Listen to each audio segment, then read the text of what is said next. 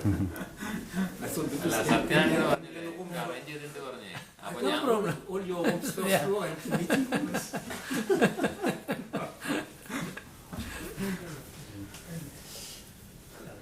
Je suis très honoré de pouvoir vous interroger à nouveau. So it feels very honored to be able to make this interview. Pour la revue 3e millénaire. So this is for a French magazine, a spiritual magazine. Et je vais essayer de vous poser des questions sur les prochains thèmes de la revue. So it's trying to, because this review is published each 2 months. Bi-monthly. Yes, for 5, and each time this is a topic. So there's a topic, and then there are many. Yes. Yes. There is articles or interviews regarding this topic. So I say he will choose some. That is, the questions would be relative to the topics in the new publications, the publications to come. Okay. Et je vais essayer de poser des questions qui amènent des réponses concrètes et pratiques qui peuvent aider les lecteurs dans leur vie quotidienne.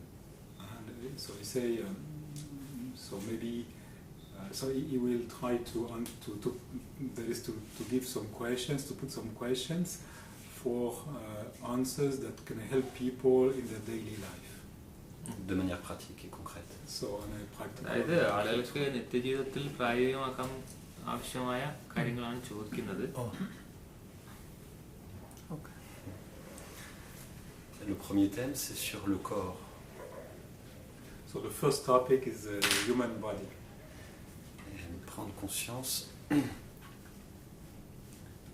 qu'on est très identifié avec ce corps. And that we are identified with this body. Or maybe I should add that that is the general way of this review is non-duality. It is there. This magazine. This is non-duality is their theme for the future issue. Not theme, but their general lineage or their general tradition. അദ്വൈതത്തിന്റെ ആശയത്തോട് കൂടിയതാണ് ഇവരുടെ ജേർണൽ എന്നാ പറയുന്നത്. C'est une bonne précision. Okay. So people are identified with the body. Et prendre petit à petit conscience en fait que cette identification au corps nous limite. So how to make people understand that we are limited by this identification to the physical body. അതായത് അദ്ദേഹം പറയണത് ഇപ്പം നമ്മൾ മനുഷ്യൻ എന്ന് പറഞ്ഞാൽ ആ ശരീരബോധത്തോടുകൂടി മാത്രം ജീവിക്കുന്നവരാണ്. അപ്പം അതെങ്ങനെയാണ് നമുക്ക് ആളുകളെ ബോധ്യപ്പെടുത്താൻ സാധിക്കുക? കാരണം ശരീരം എന്ന് പറഞ്ഞാൽ വളരെ ഒരു ശുഷ്കിച്ച ഒരു ലിമിറ്റഡ് ആയിട്ടുള്ളൊരു സംഗതിയിലാണ് മാനവന്റെ ജീവിതം. എങ്ങനെയാണ് ബോധ്യപ്പെടുത്തി കൊടുക്കാൻ പറ്റുക എന്നാണ് ചോദിക്കുന്നത്.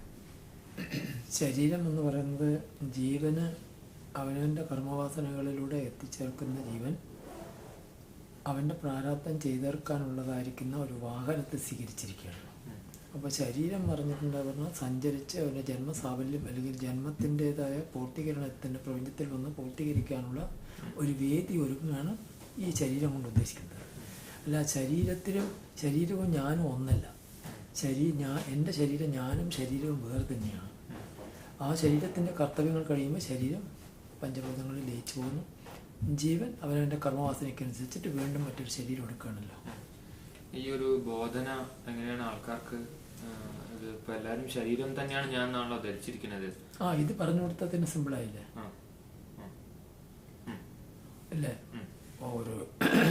ഒരു വാഹനം കാറോട്ടിക്കുമ്പോഴുള്ളൊരു സംരംഭമില്ലല്ലോ. അവൻ്റെ ലക്ഷ്യം പ്രാപിക്കാനുള്ളതായിരിക്കുന്ന ഒരു വാഹനത്തിലൂടെ സഞ്ചരിക്കണമെന്നല്ലോ. വാഹനവും ജീവനും വേറെ തന്നെ ആക്കി തിരിച്ച് പറഞ്ഞ് മനസ്സിലാക്കി കൊടുക്കാൻ കഴിയണം. So we should be able to distinguish between the traveler and the vehicle. And when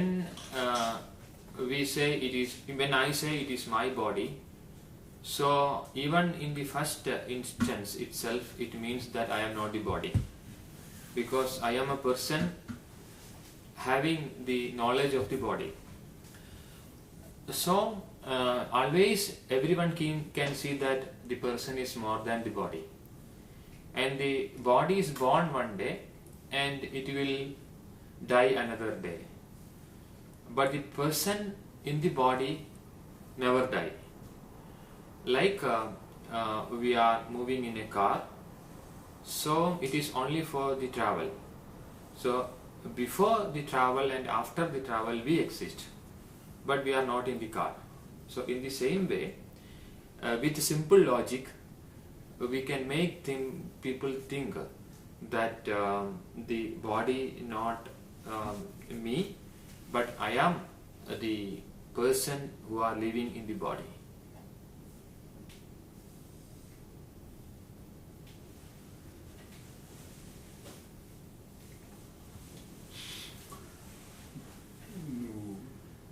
En fait, nous devrions être capables de distinguer entre, d'une part, le voyageur et le véhicule. Et en parlant de cette façon-là, eh bien, on peut comprendre que je ne suis pas le corps, que je suis une personne qui a un corps, et c'est quelque chose de différent. Et nous devrions, en parlant comme cela, pouvoir comprendre que la personne qui a un corps ou qui est dans le corps ne meurt jamais. Parce qu'il y a quelque chose qui est avant ce voyage et quelque chose qui est après ce voyage. En fait, il y a cette continuité, simplement, avant et après, le voyage n'a pas lieu dans le véhicule. Donc avec de la simple logique, en fait, on peut comprendre que voilà, je ne suis pas ce corps, mais je suis celui qui vit dans ce corps. ഈ ശരീരം ശാശ്വതമായിട്ടുള്ളതല്ല. ബാല്യം, കൗമാരം, യൗവനം, മരണം കടന്നു പോകണം. ജരയും നരിയും മരണവും ഈ ശരീരത്തെ നിശ്ചയമാണ്. അതുകൊണ്ട് ശരീരം പറഞ്ഞാൽ നമ്മുടെ ലക്ഷ്യം പ്രാപിക്കാനുള്ളൊരു ഉപാധി മാത്രമാണ്. അത് ശാശ്വതമായിട്ടുള്ളതേ അല്ല എന്ന ആ തരത്തിലും പറഞ്ഞു കൊടുക്കുന്നത്. So also we can see that this body is only a temporary arrangement, and it also not having the same status always.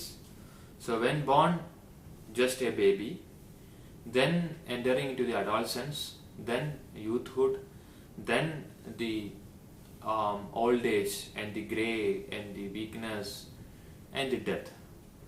So we can see that this body is only something always changing.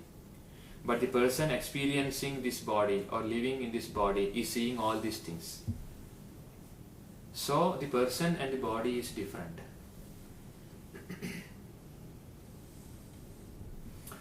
Également, il est possible de dire ou de montrer ou de mettre en valeur le fait que le corps est un arrangement temporaire. Tout simplement parce qu'il y a les âges de la vie, le corps n'est pas le même lorsqu'on est un bébé, un enfant, un adolescent, un adulte et puis une personne âgée. Donc chacun peut voir cela, peut faire cette expérience-là. Et cela aussi aide à dire ou à comprendre que je ne suis pas le corps. ഇനിയും പറഞ്ഞിട്ടോ, ശരീരത്തിൻ്റെ എല്ലാ ആഗ്രഹങ്ങളും പൂർത്തീകരിക്കപ്പെട്ടാലും ഞാൻ തൃപ്തനാവുന്നില്ല അല്ലേ?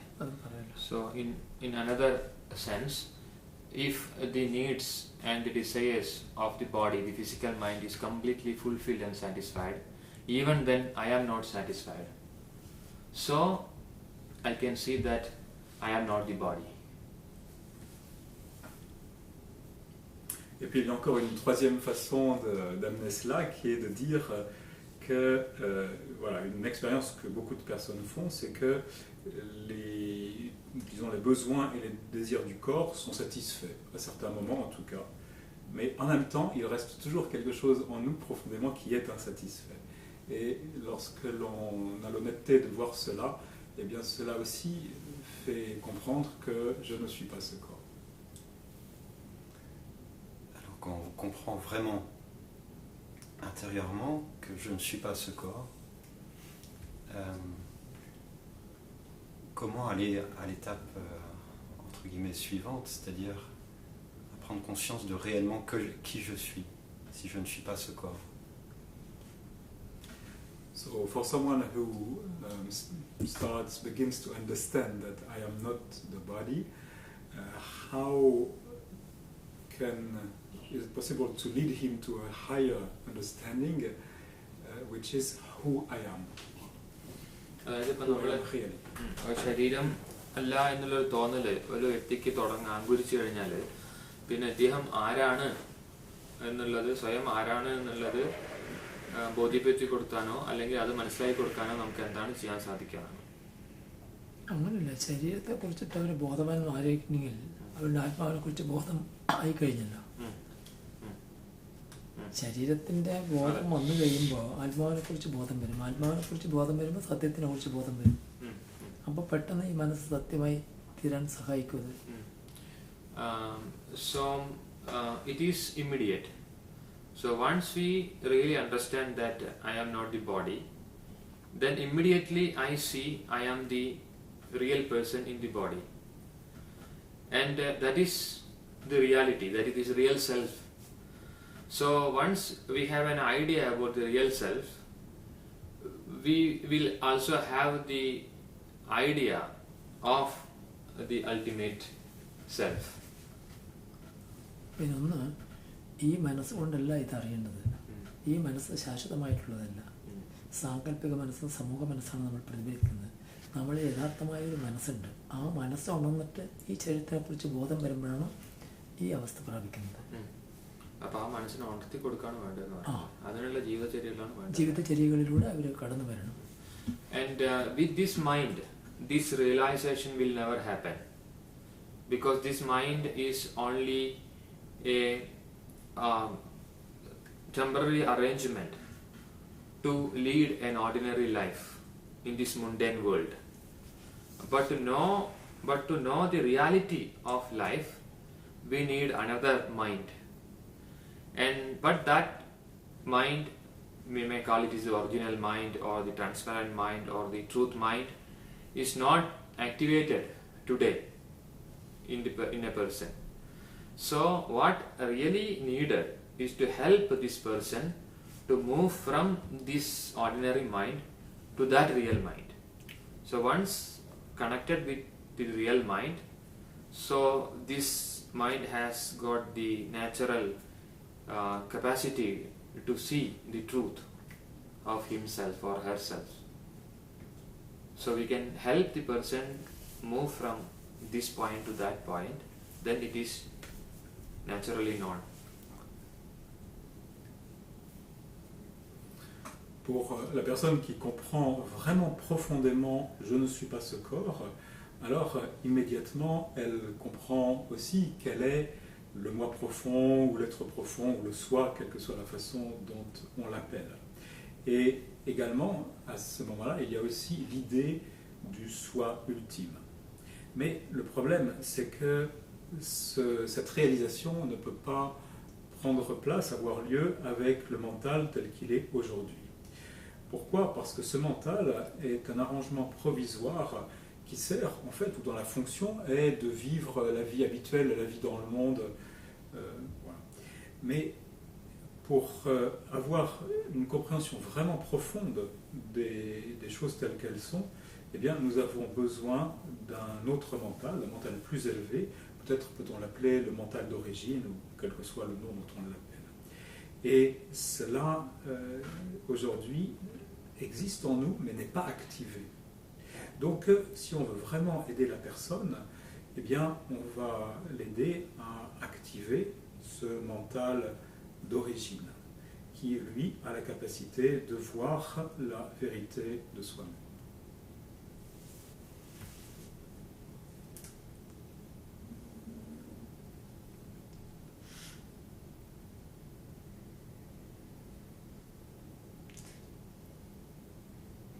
Activer ce mental d'origine, je crois que vous proposez des pratiques concrètes de mantra, des rituels, des initiations. Est-ce que pour un occidental qui n'est pas habitué à ce genre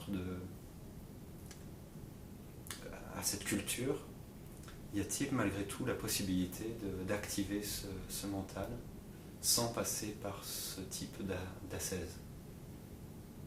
അപ്പോൾ ഈ ഒറിജിനൽ മൈൻഡിനെ ആക്ടിവേറ്റ് ചെയ്യാൻ വേണ്ടിയിട്ട് ഈ ഈ പാശ്ചാത്യ ലോകത്തിലെ ജനങ്ങൾക്ക് എന്താണ് ചെയ്യാൻ സാധിക്കുക അവിടുത്തെ ജീവിത രീതി എന്താണ്?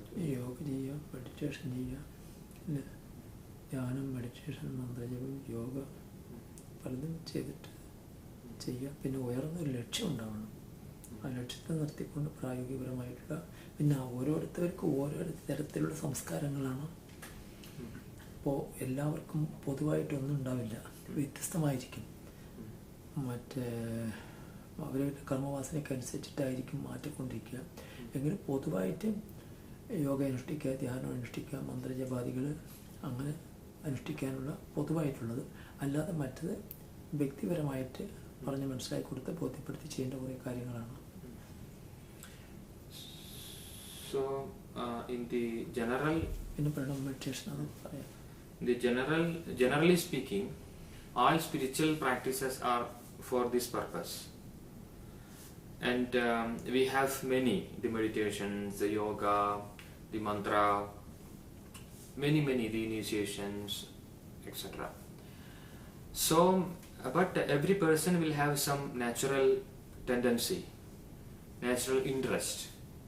So, it is connected with his own structure of the mind. So, that will seem more easy to the person. So, we can only say the general things. But what is really needed for the person, it is the individual aspect. For that we have to see the needs and quality or the nature of every person. So generally these are the things, but we have to see the individual needs also.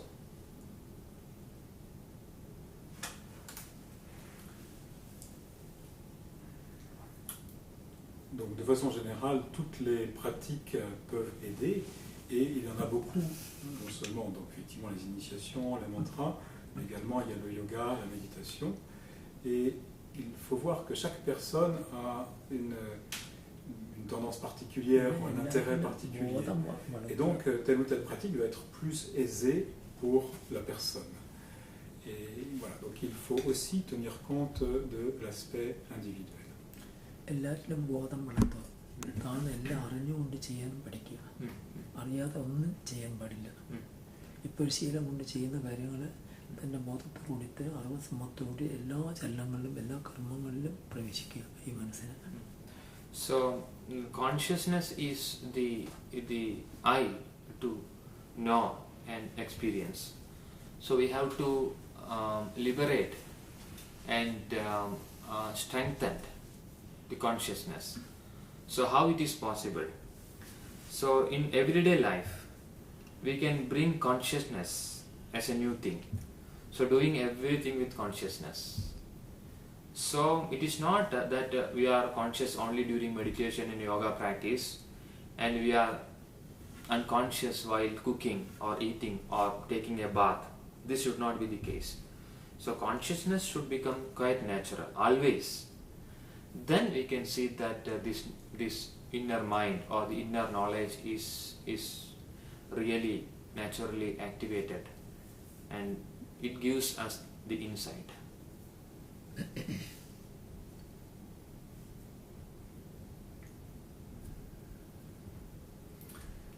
Également, la conscience est l'œil pour connaître et expérimenter. Et il nous appartient, ou l'idéal, ou le vrai chemin, c'est de libérer et de renforcer la conscience. Et quand on dit la conscience, donc bien sûr, on va l'expérimenter dans la pratique spirituelle, mais cela ne doit pas en rester là. C'est-à-dire qu'elle doit se transmettre dans tous les aspects de la vie. C'est-à-dire faire absolument toutes choses, y compris par exemple faire la cuisine, manger, etc., avec conscience. Et si l'on fait cela, alors c'est synonyme de dire que le mental d'origine est activé. Et c'est là qu'on reçoit la connaissance intérieure. Alors, il y a un paradoxe qui se soulève, dans le sens où, pour prendre conscience de ce véritable soi, il faut avoir vraiment conscience de tous les gestes, toutes les paroles, toutes les pensées et toutes les sensations de ce corps que nous ne sommes pas finalement. Donc est-ce qu'il pourrait y avoir un éclairage sur ce paradoxe? So he feels there is a paradox. That is, if we want to be conscious and have the consciousness or understanding of the self, then we should be conscious about what happens. That is about the thoughts, what we say, the gesture, and everything that is which belong to the body. So to know that we are not the body, we should be conscious about the body movement. So that seems to be a paradox, and can Sridhata say? അതായത് അദ്ദേഹത്തിനൊരു വൈരുദ്ധ്യം തോന്നുന്നു. അതായത് ഇപ്പം നമ്മൾ ബോധപൂർവം എല്ലാം ചെയ്യണം പറയുമ്പോൾ ഈ ബോധപൂർവം ചെയ്യുന്നത് ശരീരം കൊണ്ട് ചെയ്യുന്ന കാര്യങ്ങൾ തന്നെയാണല്ലോ. അപ്പോൾ ശരീരം കൊണ്ട് എന്തെങ്കിലും നമ്മൾ ചെയ്യുന്നു? ശരീരം കൊണ്ടല്ലല്ലോ. ബോധം പറയുമ്പോൾ ശരീരത്തിന് വിട്ടു നിൽക്കുകയാണ്. ആ ബോധം ശരീരത്തിലൂടെ ഉപാധിയായി സ്വീകരിക്കണമെന്ന് മാത്രം. അതായത് ആ ബോധത്തിന് ചെയ്തു തീർക്കാനുള്ള കർമ്മങ്ങൾ അറിഞ്ഞുകൊണ്ട് അത് നിർവഹിക്കുന്ന ഈ ഉപാധി വെച്ചിട്ട്. ഇപ്പോൾ വാഹനം ഓട്ടുകയാണെങ്കിൽ വാഹനം ഓടണമെന്നേ ഉള്ളൂല്ലോ, വാഹനമല്ലല്ലോ ചെയ്യുന്നത്, ഓട്ടുന്ന ആളുടെ നിയന്ത്രണത്തിലാണല്ലോ. അപ്പോൾ ബോധം എന്ന് പറയുന്നത് താൻ ഇതിലൂടെ നയിക്കുകയാണ് ആ കർമ്മങ്ങൾ.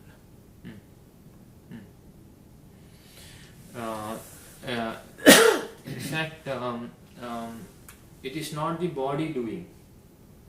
So body is only an instrument, and who is actually doing? അപ്പോൾ ഒരു ഗ്ലാസ് വെള്ളം കുടിക്കണമെന്ന് പറഞ്ഞാൽ ഗ്ലാസ്സിലല്ല കുടിക്കണത്, വെള്ളത്തിനാണല്ലോ കഴിക്കുന്നത്. അതിനുവേണ്ടി ഒരു പാത്രം തന്നെ ഉള്ളൂ. So body is just a container, and it is something else is working in the body. So when we say to be conscious about the movements of the body, it just means that we are seeing that it is not the body. So it is just seeing the fact.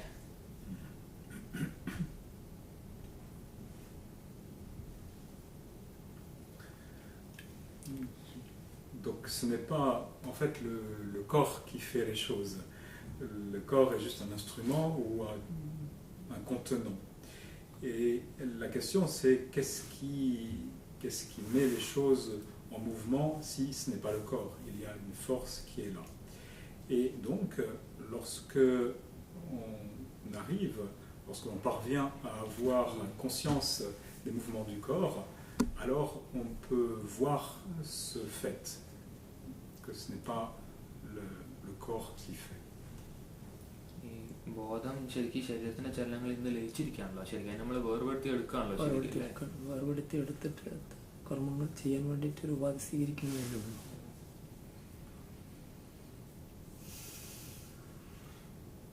So ordinarily we are unconscious about the body movements, what are happening in the body, because our consciousness is in a way dissolved in the movements of the body.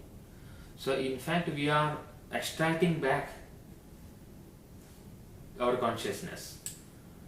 So when the consciousness is extracted back, that means with developing the awareness, we know who is doing, who is living in this body.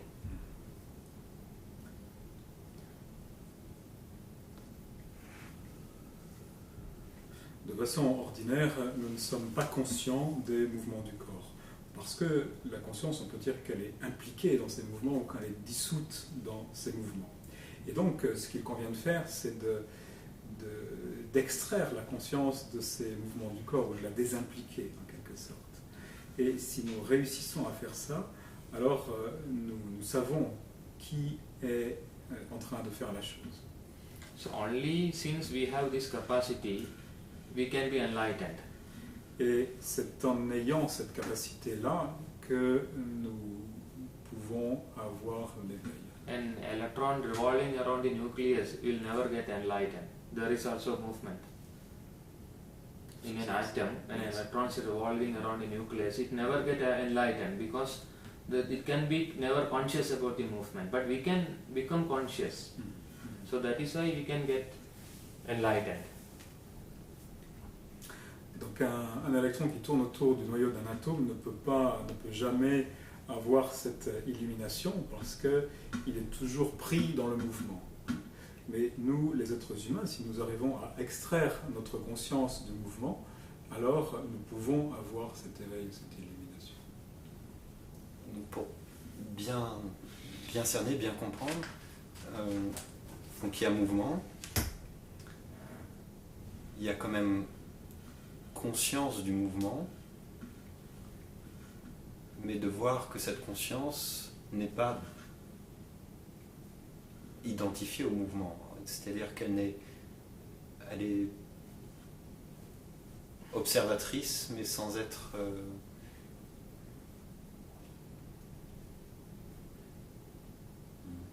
impliquée. Est-ce que c'est bien ça dont il s'agit? So just to understand, to be sure to understand fully Shriyata thinking, so there is movement and ordinary conscious of movement, but what we should do is see that the consciousness is not identified with the movement, that consciousness is not identified, or consciousness is not involved in the movement. Is that correct? അതായത് ഇപ്പം നമ്മൾ ശരീരത്തിനും നമ്മളെല്ലാം ചലിച്ചുകൊണ്ടിരിക്കുന്നു. അപ്പോൾ നമ്മൾ ബോധവാന്മാരല്ല. അപ്പോൾ നമ്മൾ ബോധവാന്മാരാണെന്ന് പറയുമ്പോൾ നമ്മൾ ഒന്ന് വേറിട്ട് നിൽക്കുകയാണല്ലോ, മാറി നിന്ന് കാണുകയാണല്ലോ. അപ്പം ഒരു സാക്ഷിയെ പോലെ നമ്മളതിനെ വേറിട്ട് നമ്മളതിനെ കാണുന്ന ഒരവസ്ഥയിലേക്ക് നമ്മൾ ഉയരണം എന്നാണോ ഉദ്ദേശിച്ചതെന്ന് ചോദിക്കാൻ? ഉയരണമല്ല, ശരീരവും ഞാനും വേറെ തന്നെയാണ്. So that is the fact. The body and the me are different. It is separate thing. So only when we are able to separate and able to see everything like a witness, then we can see what is the reality.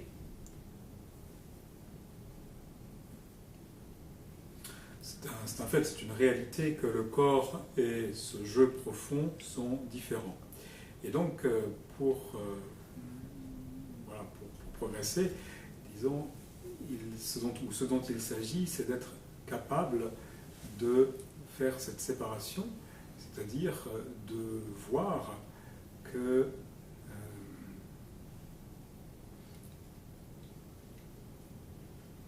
sorry, I lost something. Because it is true that it is not, we have to be separated from the identification of the activities.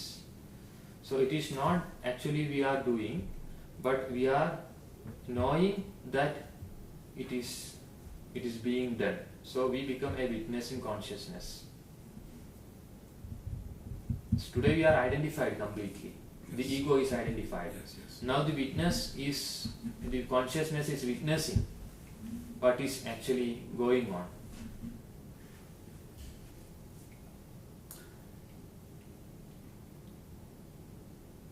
Donc voilà, ce dont il s'agit, c'est que la conscience soit séparée du flux d'activité. Parce qu'aujourd'hui, nous sommes complètement identifiés à cette activité du corps ou à ce mouvement du corps.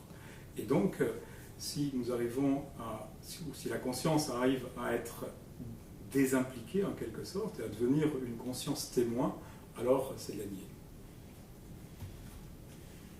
Peut-être une dernière question sur ce sujet. Il semble à nouveau qu'il y ait un paradoxe, dans le sens où on doit se séparer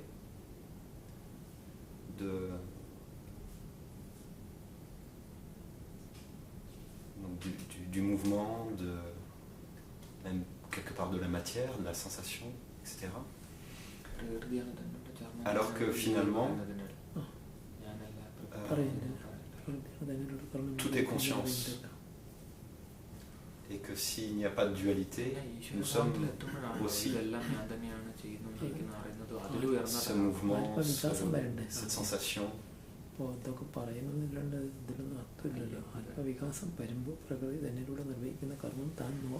faire le lien en fait entre cette nécessité de séparer et de quelque part retrouver l'unité?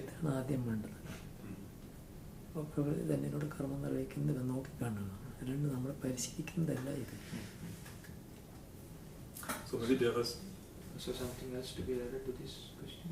He has a... That is his new question. Okay. Mais s'il y a quelque chose à ajouter. Or do you want to add something on the last Okay, one? maybe because in addition to this,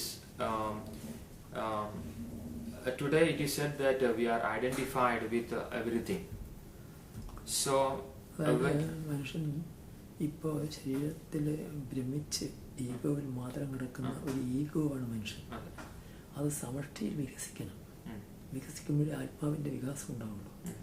ആ വികാസം വരുമ്പോൾ പ്രകൃതി വരുന്നത് ഈ കർമ്മം നിർവഹിക്കുന്നവൻ സാക്ഷിയായി നിന്നുകൊണ്ട് കാണുകയാണ്.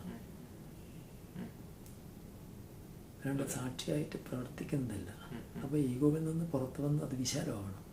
വിശാലമാകുമ്പോൾ ആത്മവികാസം സംഭവിക്കും. ആത്മവികാസം സംഭവിക്കുമ്പോൾ അവൻ വികസിക്കും. വികസിക്കാൻ കാലത്ത് ഇവൻ കാണുകയാണ് പ്രകൃതിയാണ് എന്നിലൂടെ കർമ്മം നിർവഹിക്കുന്നതിലൂടെ ജ്ഞാനം ഉണ്ടാകുന്നത്. So as it is said that we are becoming aware of whatever is happening. So the whole process is expansion of our awareness or consciousness. So when we say about consciousness, it is the witness, it is the observing self. So it is nature of the consciousness.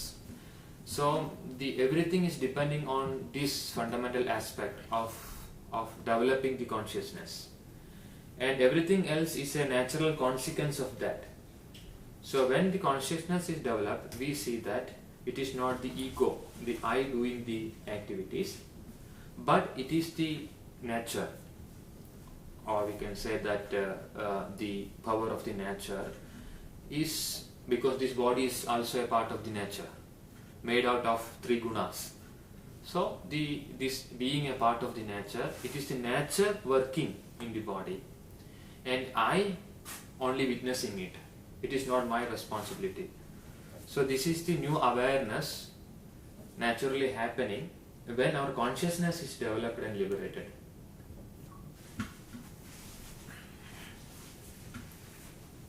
So it is not something to be practiced actually. This is a natural consequence of the liberated or the developed consciousness.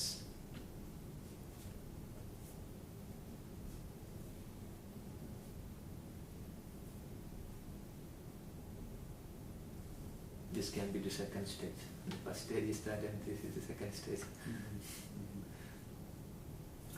Donc aujourd'hui, lorsque on dit que...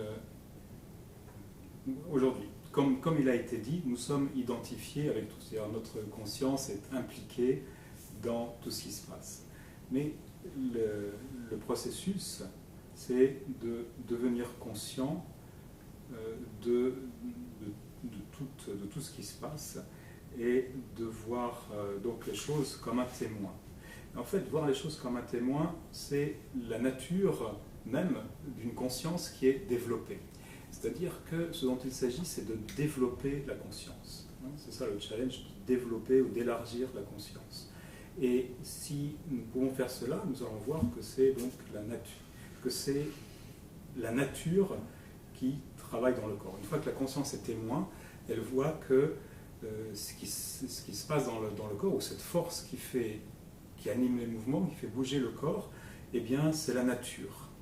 C'est-à-dire ce n'est pas ma responsabilité, c'est pas quelque chose lié à moi qui fait le travail, c'est la nature qui anime ce corps.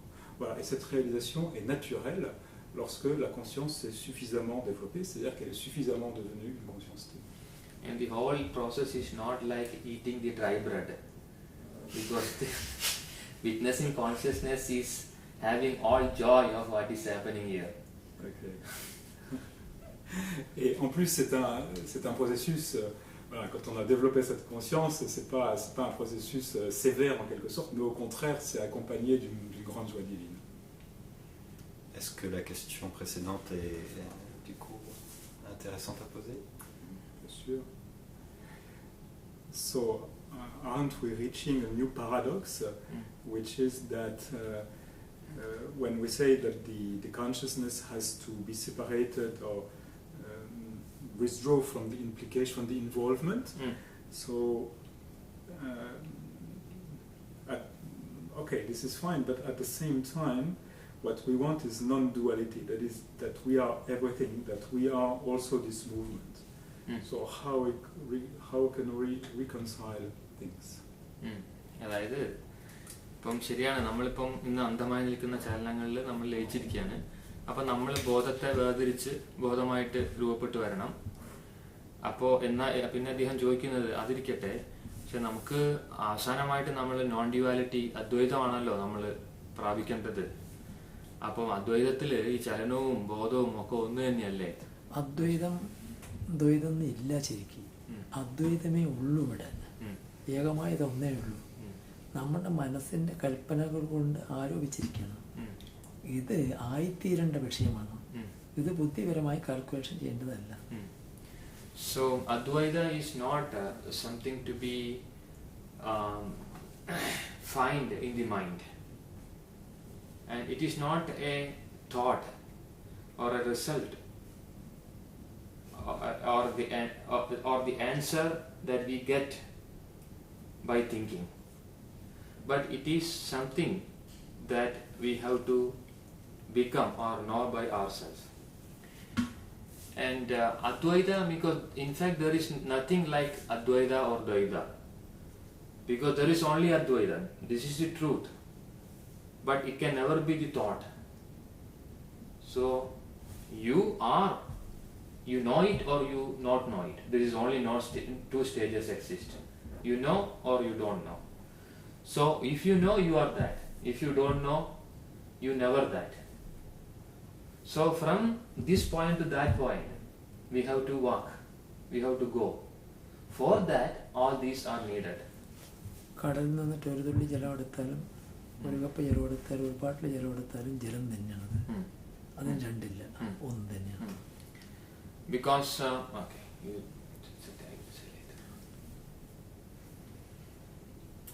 La non-dualité, ce n'est pas quelque chose que l'on peut atteindre avec le mental ou la logique.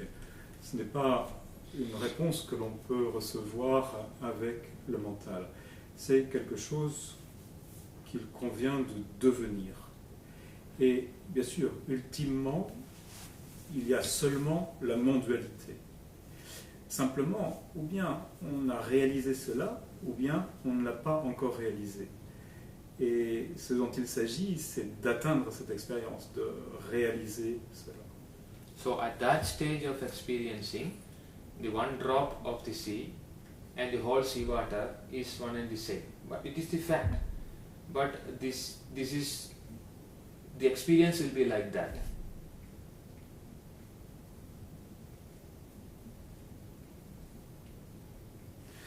À ce stade ultime, effectivement, il y a une goutte et l'ensemble de la mer une goutte d'eau et l'ensemble de la mer qui ne sont plus séparés. Effectivement, c'est vraiment l'expérience que l'on a à ce stade ultime.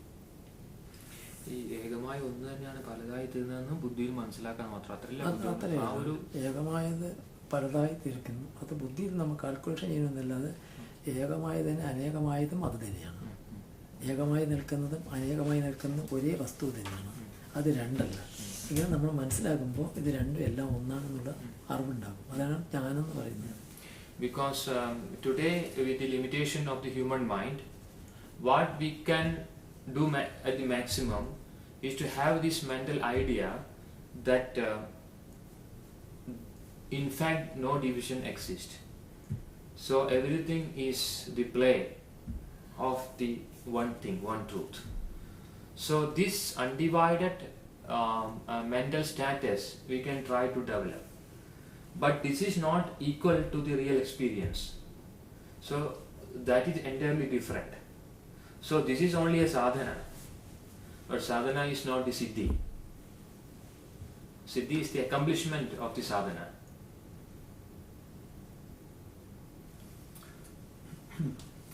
Aujourd'hui, le mental de tout un chacun est limité. Et bien sûr, on peut avoir cette idée mentale que les choses ne sont pas séparées. Et que, in fine, tout est la réalité une. Et c'est ok de développer cette idée-là. Mais il ne faut surtout pas confondre le fait d'avoir juste cette idée et celui d'avoir l'accomplissement final, c'est-à-dire la réalisation finale de cette réalité une.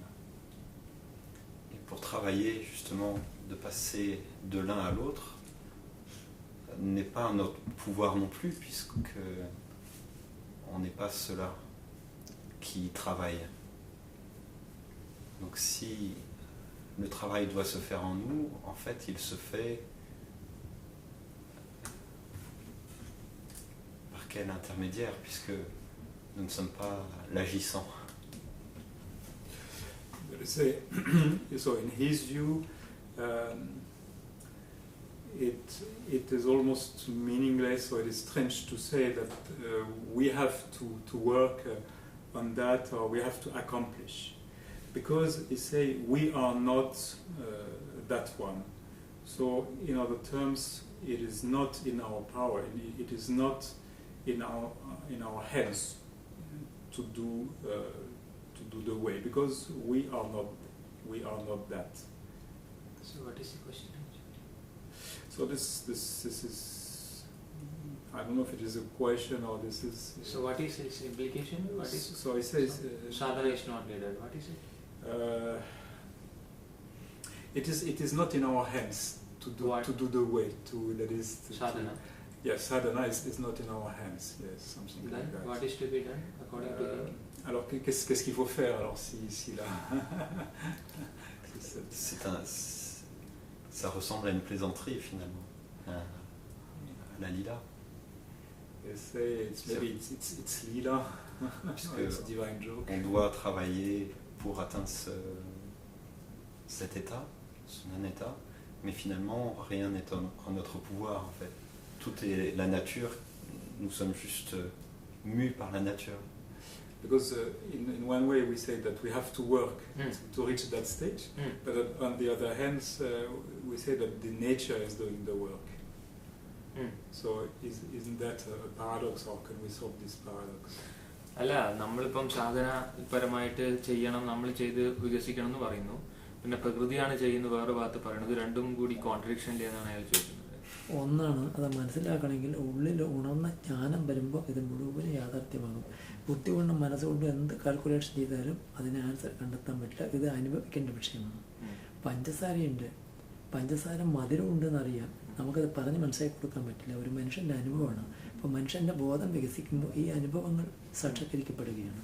So that is why it is said that we cannot find answer to the existential questions in our ordinary mind. So we can only go ahead and experience it. This is the only way. There is no mental answer to such existential questions. It is always a paradox. You can only eat the sugar. You can never explain it by words.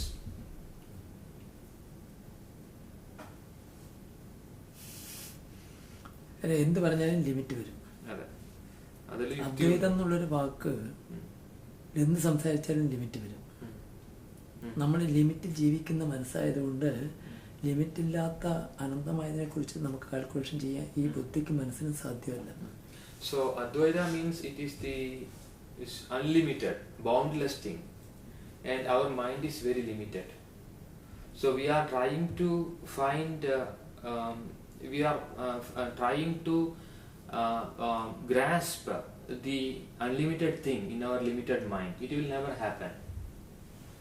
So the very effort only bring contradictions and confusions, and one paradox will give to another paradox, give way to another paradox.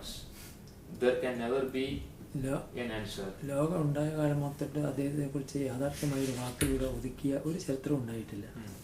So for the questions of Advaita, or even the questions of life, there is no answer in words. It is the only indications through which you can go ahead and find answer by yourself. അങ്ങനെയാണ് ഈ 4 പേര് കൂടിയിട്ട് അദ്വൈതം അന്വേഷിക്കാൻ പോയിട്ട് പരമേശ്വരൻ്റെ വാക്ക് തർക്കമായി അതൊന്നുമില്ലാതെ പരമേശ്വരൻ അത് അദ്വൈതത്തിൽ മുഴുകിയിരുന്നു. അത് കണ്ടുടനെ ഈ സനകാദികളും മുഴുകി അവരും ആ പരമസത്യത്തിനെ കണ്ടു, പക്ഷെ വാക്കായിട്ട് പറഞ്ഞിട്ടില്ല. Because there is a story in the Indian സനകാദികൾ. Indian history, what is Puranas, mythology. In mythology, that four brahmacharis so wants to know what is this Advaita philosophy, and there are a lot of questions and answers and queries and paradoxes and logic. They can never find answer. So only in one point they can agree. Let us go to Shiva and seek his answer. So finally they went to Shiva and put so many questions this way and that way. And Shiva did not say anything. He sit in silence because he was experiencing the Advaita. So finally they stopped asking questions, and they also sat in silence around Shiva, and they also had the experience of Advaita.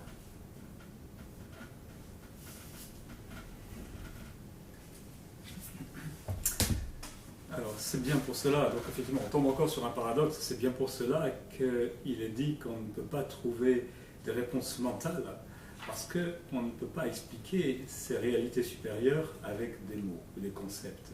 La seule solution, c'est de faire le travail et d'obtenir l'expérience ultime.